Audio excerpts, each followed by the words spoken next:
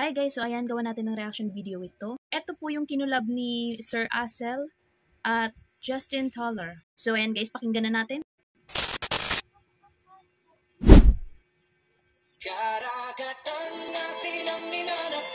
Okay, karagatan natin ang ninanakawan.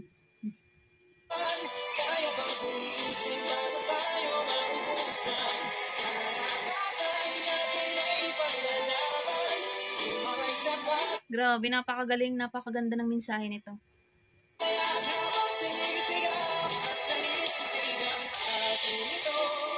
Ati nito, West Philippine Sea, ati nito.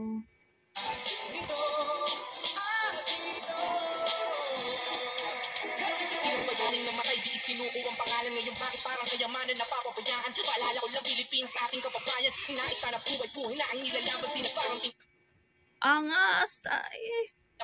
Hinawak-hawakan tila sinasagasaan, sila tinag-ginagalang, tinag-ginaharang, kitang-kitang tinapangan, makaarang sa karang. Napakasakit naman ang mensahe nito, pero napakaangas.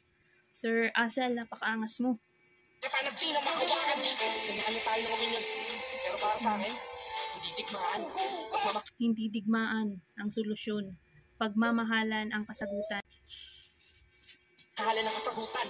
At ang gusto ko lang sabihin sa inyo, karapatan, ipaglaban din na para sa gulo. Pilipinas, sige patunayan mo na ating to. Kamali ang itama na didadanak ang dugo, maliwanagan ang kapayapaan ng ating sulok.